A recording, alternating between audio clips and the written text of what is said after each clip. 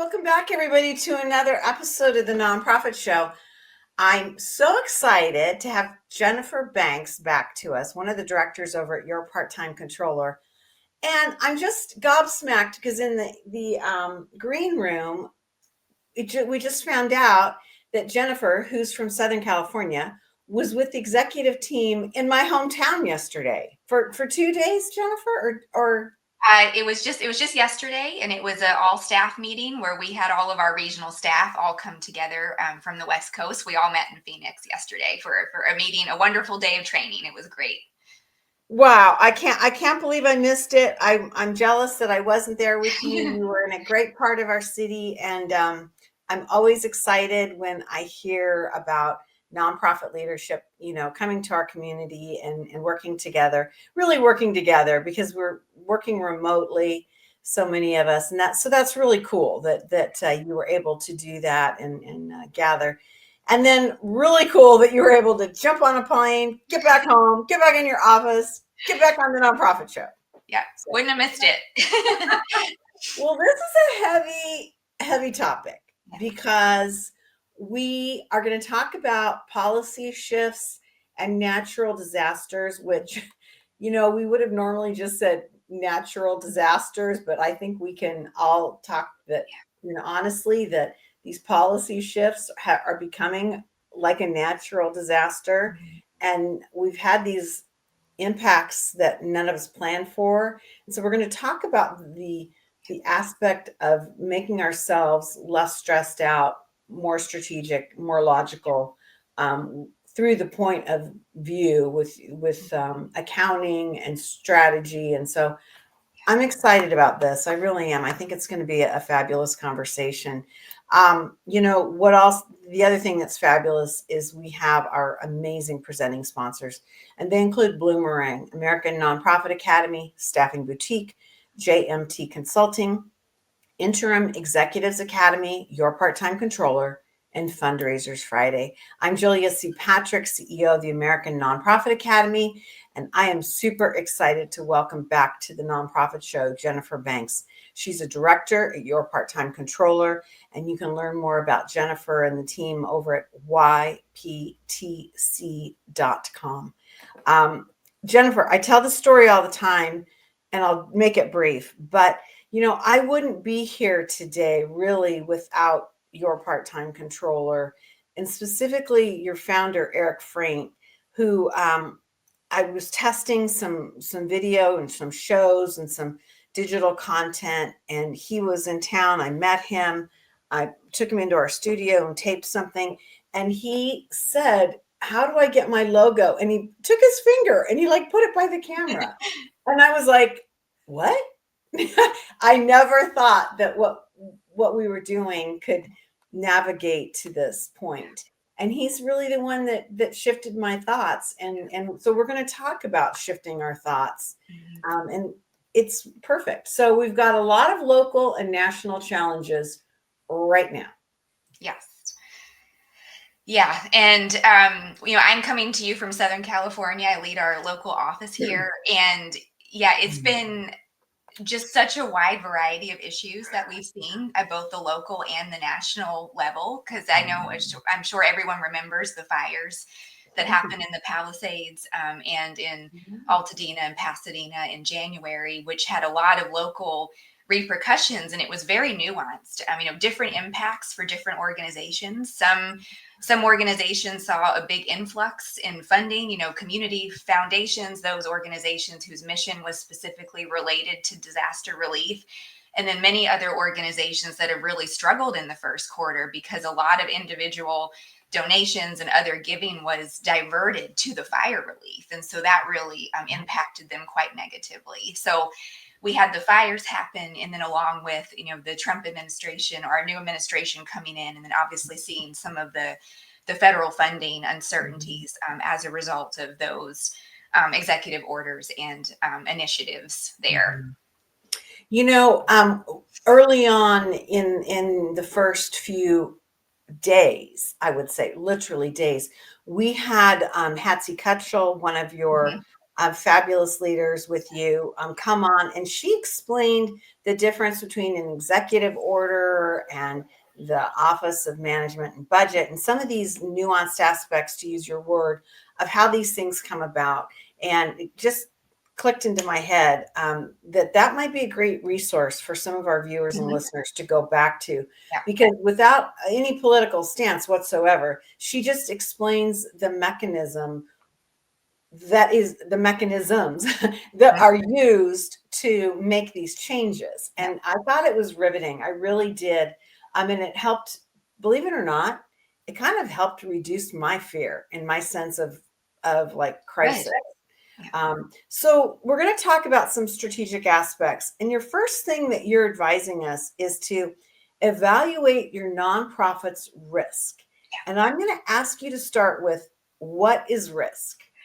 Yeah, so I mean, risk is just in very simple terms. It's just what is the likelihood that something bad is going to happen. That's really how I would describe it. So when we're looking at our funding streams, it's just really important to think about all of the different sources of revenue that we have coming in, and what is the impact, what is the potential impact that could happen.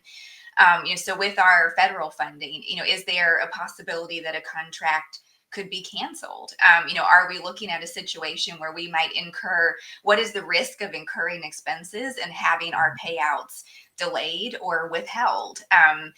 Looking at, kind of those corporate sponsorships, corporate giving. I mean, just going back to the executive order piece, there was an executive order around DEI. It was Executive Order 14173. And we've seen, a lot of corporations and foundations really reevaluate their DEI programs, and that's had a big impact on charitable giving. So really just kind of going, down that list and just assessing what is the likelihood that we could see a negative impact here. So that's how I would describe it. That's riveting that you said that, because I sit on an advisory board, and DEI is kind of a central value or theme to our work. And you are right. We had some Fortune 500, actually Fortune 100 companies that came to us and said, while we believe in this mission, we have federal contracts. Yes. And so we can't use this language. How do we reframe it? And it was kind of a chilling thing to experience. And I gotta say, we hadn't really planned for this, right? And so I love that you drew that line for us, because this is a real thing. Do you think that there's like a number that we associate this with, like say going through our revenue streams and saying, we should plan or look at what would happen if we lose 10% or 5%, or is that something different? No, I think that's a very relevant point that you just made. Just in terms of, just looking at what is, if X event were to take place, how might that potentially impact our revenue? And then really putting that in context of, what is the minimum amount of cash that we need to have on hand to be able to operate, for 60, 90, 100 plus days, and kind of pulling that big picture view together. And so that was something I know we were going to maybe touch on a little bit later, is kind of around that scenario planning. Right. Before we move on to our next idea, when you talk about risk, is it all financial, or would you ever talk about like labor or communications or marketing or any of these things, or Oh, do you? absolutely. Okay. Yeah. All of those things. And Okay. just a quick example, going back to the LA fire situation. Unfortunately, with our clients, a few of our executive directors and key personnel either experienced a loss of property or damage to their property, and they were displaced. And that kind of interruption in a key personnel being absent from the organization can have a big impact.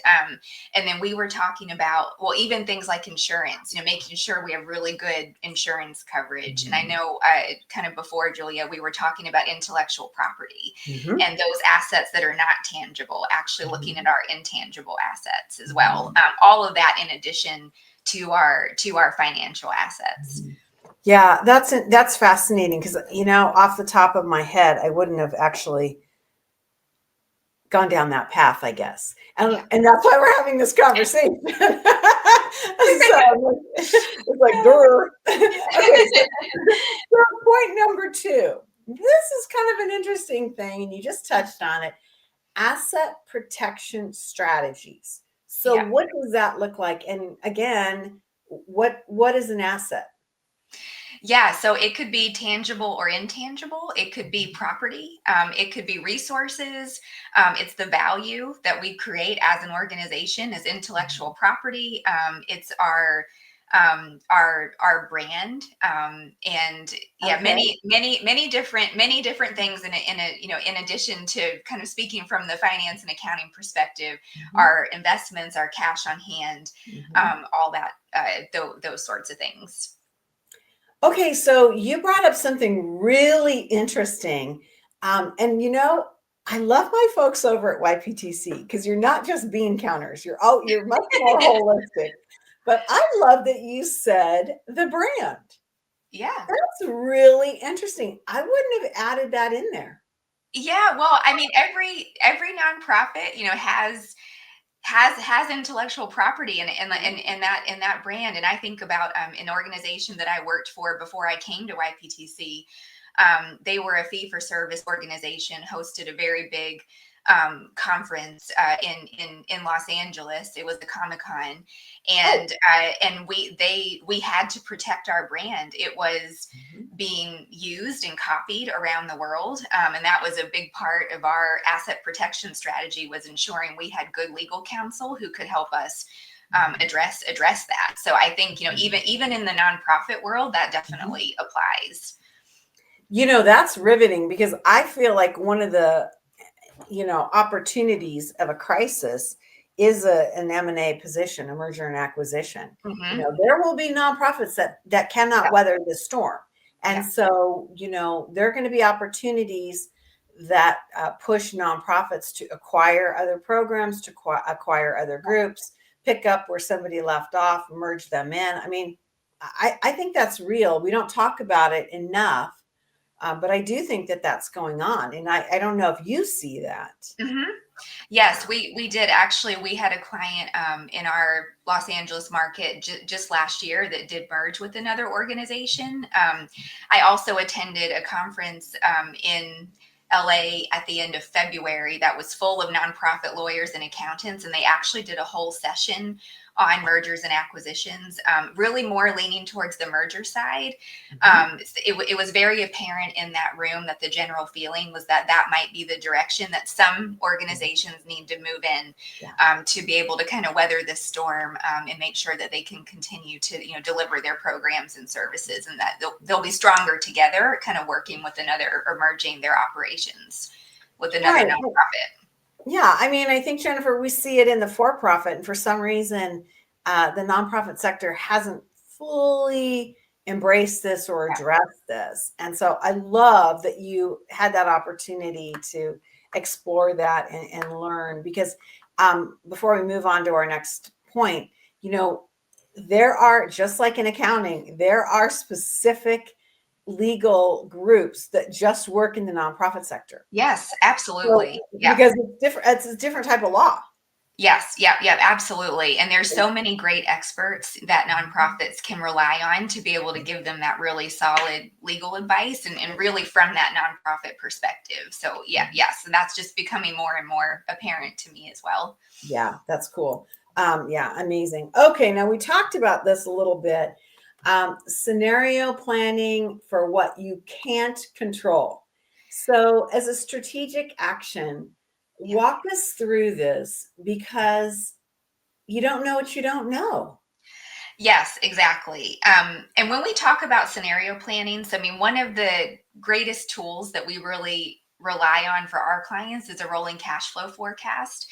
Okay. Where we are, kind of taking our actuals, we're looking at the budget, and then we're flexing that budget into future months so that then the executive director and their board, they have a good understanding of kind of what their cash flow position might be as time progresses. And, we're updating that on a monthly basis. To keep it accurate and up to date. And I would even, take that one step further. Some of the things, that we would want to maybe look at are taking that annual budget, and whether, we're halfway through the fiscal year, maybe we're coming up to a new fiscal year and starting that process from scratch, but it's then maybe taking that budget that's a mid case and then creating a worst case scenario, creating a best case scenario, and just seeing how that plays out. We can also do something called stress testing, where we're looking at the impact of various funding streams. We can kind of test some scenarios and then see how that plays out with the overall, statement of activities and kind of financial picture. So there's a few different ways that we can do this scenario planning to help try and anticipate things that might be, coming down the pipeline or coming down the road in the future. So let me kind of navigate to, now that you've explained that, and now that you've given us an idea for what the process is, who do you share this with so you don't scare the hell out of the people around you? So like, I guess my thought here is this just like the C-suite discussing this? Is this the board? Is this staff, all hands? Like, what do we do with this information? So that's probably a decision that will vary by organization, depending on size, and I guess even the financial acumen of the team and kind of the roles and responsibilities of the team as well. However, I would add to that, though, I think it's a great opportunity for financial education, to really be able to get team members involved. And when we're talking about impacts to funding and then how that then might impact their programmatic activities and other expenses, it's also a great time just to bring multiple people from the organization into the conversation and get their input. So I do think there's an opportunity, I think first and foremost, it's going to be the executive team and the board, because they're responsible, for that strategic direction and overall governance, but a great opportunity to really get the rest of the team involved and let them kind of participate in that process and just hear their thoughts, because they're also the ones that are, on the ground doing the day-to-day work, and they might have information that's really helpful for kind of planning out some of these different scenarios. Yeah, I love that you highlighted that, because I hadn't thought about, use the word financial education and financial management education. I hadn't thought about that, because I think so often in programming, you're trying to do the work of the angels, and then somebody from another part of the organization basically says yes or no. Yeah, right. That's And such a good point. Yeah. and you're like, well, wait a minute, and so I really appreciate that you're looking at this. I would use the word more holistically, right? Does that make sense? Yeah. And the more people understand about the financial, operations and position of the organization, when they're equipped with that information, they're going to make better decisions in their day-to-day roles. So it all comes full circle. Yeah. No, I appreciate that. I think that's really smart.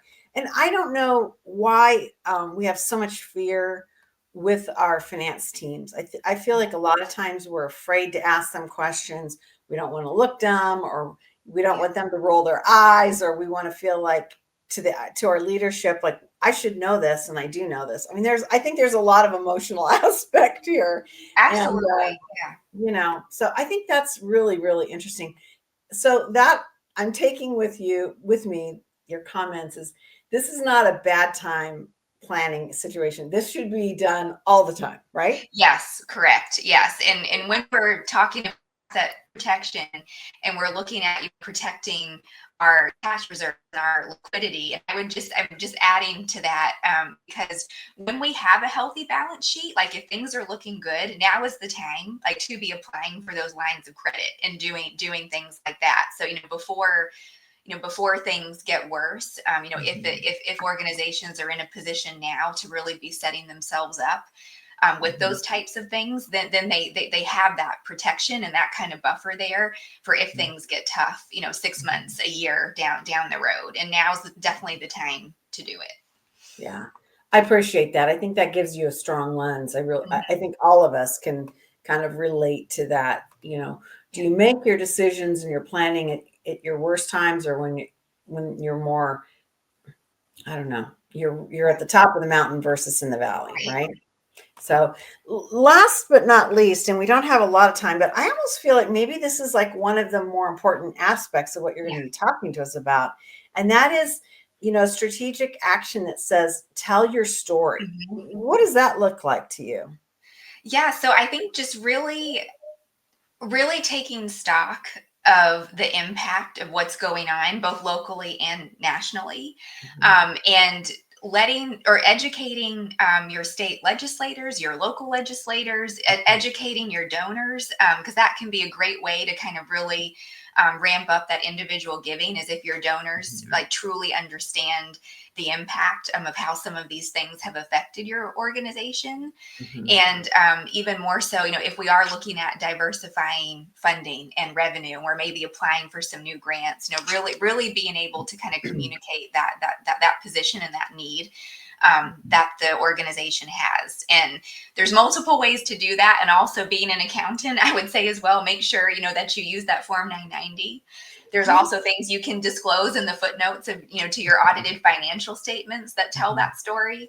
Mhm. In addition to your website and other means of communication.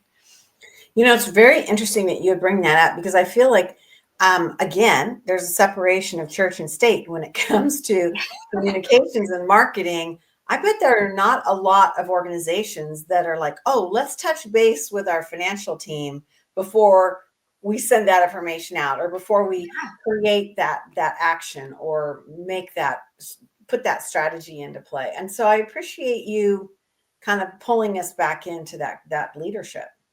Yeah, absolutely.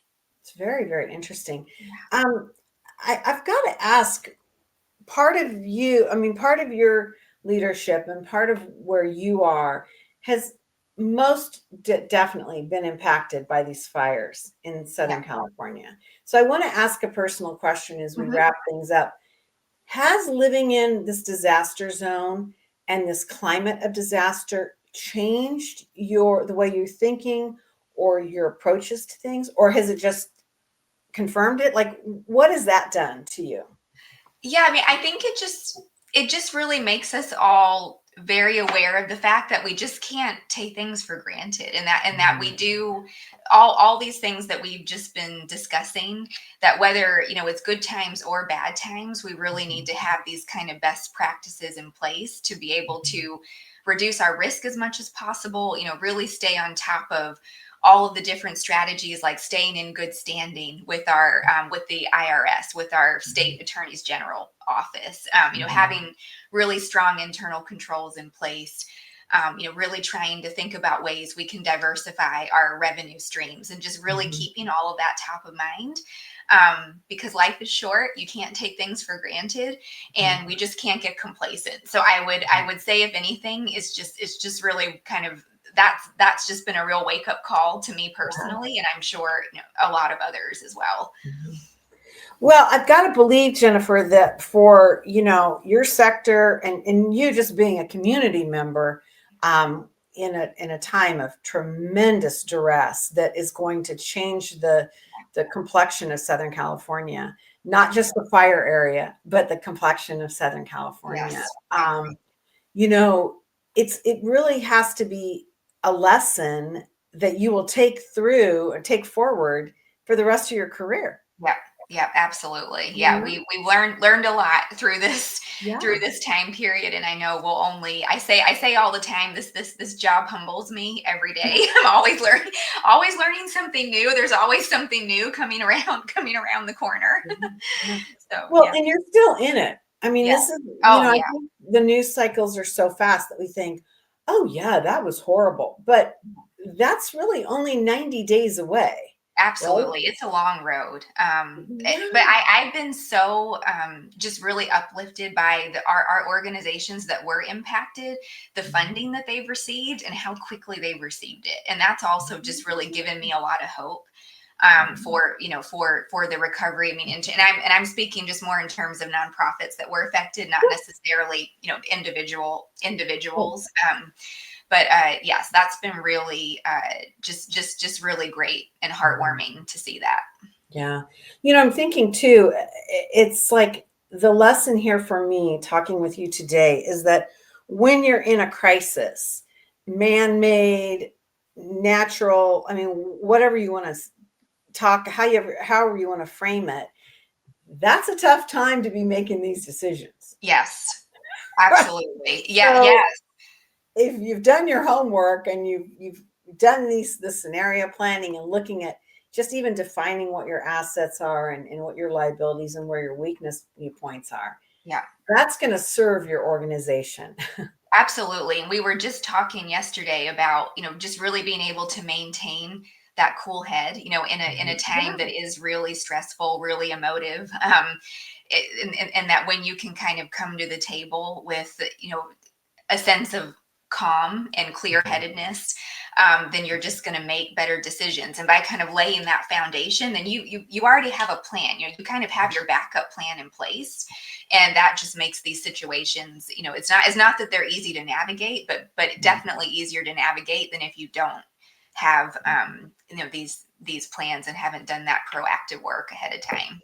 Right. So one final thought, that a question that I have based on this, how how often should we be doing this? I mean, is this like you do it every December so you're ready for January, or you do it at the end of the year, you do it every month? Like, how do we, I guess I'm asking this question is like, how do we wrap this behavior into our structure so that we know this is part of what we do every December or January? You know what I'm saying here? Like, Yeah, fitting it yeah. to your performance.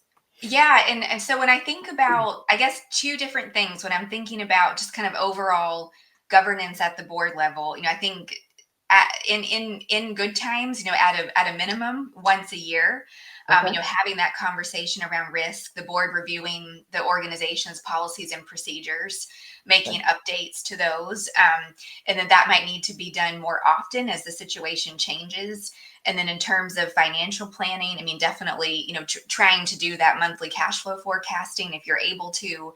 And then again, just as circumstances change, that it might need to be done more often. And it's never a bad idea when we're doing a budget, to kind of do that best, mid, and worst case scenario is kind of part of our planning purposes on an annual basis. Okay, yeah. Well, sister, you're the one I want to be in the room with when things are on fire. No pun intended. I love your calm demeanor. I love the logical process that you've given us today. Seriously, just talking through this with you, I've calmed my own body, right? Thank you, It's Julia. That's so fascinating. nice. It's like, I start my day reading, the news and engaging with the news, and I enter my office like all hyped up. Yep. And then I come onto the show, and then I hear more things, and wow, it's a tough thing, but I love your approach. I can see how this can become a superpower for a nonprofit. Yeah. Well, thank you so much for that feedback. And yeah, I'm just so glad it was helpful. Yeah, it's really cool. It's really, really good. And you've given me a lot to think about today. Well, thank So you. yeah, it's really, really interesting. I'm going to go back and review some of your things, Jennifer. Jennifer Banks, director at Your Part-Time Controller. You can learn more about Jennifer and the nearly 800 providers that you have, right? Yep, At that's right. yptc.com. Nearly 800 professionals working all across North America. Really the powerhouse for our sector. You only work with nonprofits. And as you can tell from what Jennifer said today, there's a lot of thought leadership going on over at YPTC. You don't have to be an accountant or a bookkeeper to engage in this. It's just good good business operation sense. And so we're always delighted when our friends at YPTC come on and talk with us and help educate us. You know, we have amazing partners, YPTC, your part-time controller being one of them, Bloomerang, American Nonprofit Staffing Boutique, JMT Consulting, Interim Executives Academy, and Fundraisers Friday. These are our partners as well, and they make a difference in our sector day in and day out. You know, Jennifer, you've been on the nonprofit show before, and you know that we end with this like mantra, and it's kind of silly in some ways, but in other ways, it's really profound. And today I'm thinking about the health of an organization when I end with this phrase, and it goes like this: to stay well so you can do well. Yeah. Thank you, Jennifer. Thank you, Julia. Always great talking with you. Thank you so much.